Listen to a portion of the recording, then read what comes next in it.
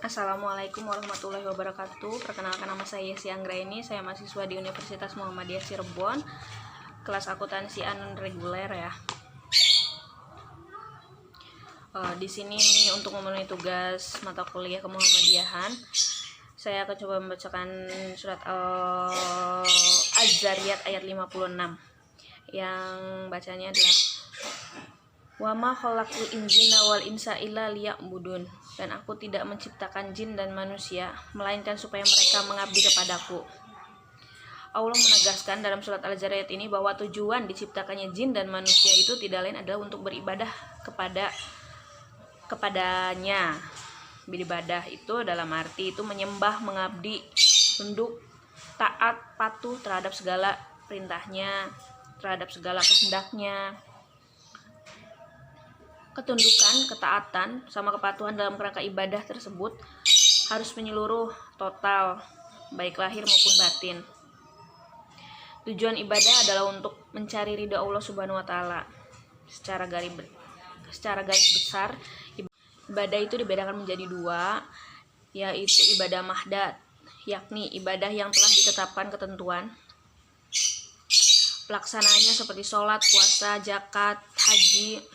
Sama yang kedua itu ibadah ghairu mahdath, yakni ibadah yang belum ditetapkan ketentuan secara khusus dalam pelaksanaannya.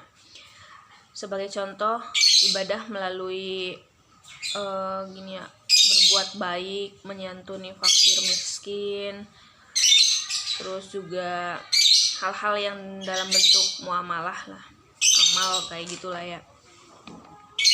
Ibadah merupakan bukti rasa syukur manusia kepada Allah Subhanahu wa Ta'ala yang telah menciptakan manusia dengan sebaik-baiknya bentuk, dan yang dengan kemurahannya Allah Subhanahu wa Ta'ala memberikan fasilitas hidup.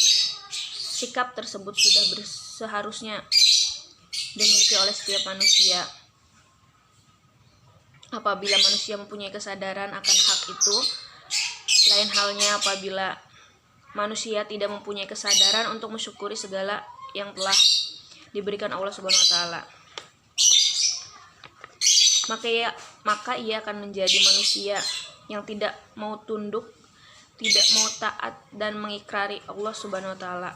Dengan tidak maunya beribadah kepada Allah Subhanahu wa Ta'ala, Rasulullah Shallallahu alaihi wasallam bersabda, sebagai teladan kita telah mengajarkan bahwa ibadah bukan saja kewajiban tetapi kebutuhan kita untuk berterima kasih ataupun bersyukur kepada Allah Subhanahu wa Ta'ala. Dalam sebuah hadis beliau bersabda, aku mendengar Al-Mughirah RA berkata, ketika Nabi Shallallahu alaihi wasallam bangun untuk mendirikan sholat malam hingga tampak bengkak pada kaki atau betis, beliau diminta keterangan tentangnya. Maka ia menjawab, apakah memang tidak sepatutnya aku menjadi hamba yang bersyukur? HHR Bukhari. Sikap dan perilaku yang dapat diterapkan sebagai penghayatan dalam pengamalan surat Al-Zariyat ayat 56 itu, yang pertama selalu beribadah kepada Allah Subhanahu wa Ta'ala, baik dalam arti sempit maupun luas. Yang kedua itu senantiasa bersyukur segala nikmat yang Allah Subhanahu wa Ta'ala berikan kepada kita yang dimanifestasikan dengan beribadah kepadanya. Yang kedua itu surat Al-Baqarah ayat 30 yang bunyinya, wa iz qala rabbuka lil malaikati inni zailul fil ardi khalifah qalu ataz'alul fiha may yufsidu fiha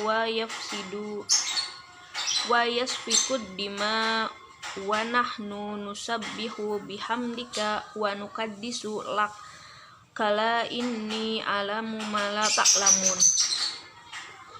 Artinya, ingatlah ketika Tuhanmu berfirman kepada para malaikat, sesungguhnya aku hendak menjadikan seorang khalifah di muka bumi. Mereka berkata, mengapa engkau hendak menjadikan khalifah di muka bumi? Orang yang akan membuat kerusakan kepadanya dan menumpahkan darah, padahal kami senantiasa bertasbih dengan memuji engkau dan mensucikan engkau.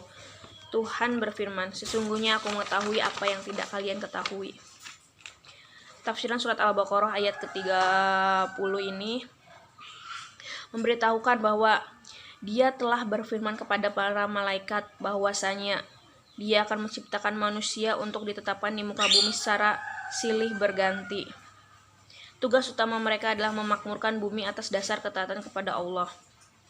Lalu para malaikat bertanya kepada Tuhan mereka dengan maksud meminta bimbingan dan penjelasan tentang hikmah dan balik penempatan anak cucu Adam alaihissalam sebagai khalifah di muka bumi, sedangkan mereka akan membuat kerusakan di sana dan menumpahkan darah secara semena-mena. Para malaikat berkata, "Sementara kami ini senantiasa patuh kepadamu, mensucikan dan memujimu, serta menghormati keagungan dan kesempurnaanmu. Kami tidak pernah letih dalam melakukan hal itu." Allah menjawab pertanyaan mereka dengan firman-Nya, "Sesungguhnya aku mengetahui apa yang tidak kamu ketahui tentang adanya hikmah-hikmah besar di balik penciptaan mereka dan tujuan-tujuan besar di balik penetapan mereka sebagai khalifah di muka bumi." Di sini kita bisa lihat kalau Allah itu menciptakan segala sesuatu itu memiliki tujuan dan maksudnya sendiri ya. Karena kita nggak tahu apa itu tujuannya, pasti Allah tahu lah. Allah Maha mengetahui. Itu aja yang bisa saya sampaikan. Semoga bisa bermanfaat. Kurang lebihnya saya mohon maaf. Wabillahi taufiq wal hidayah. Wassalamualaikum warahmatullahi wabarakatuh.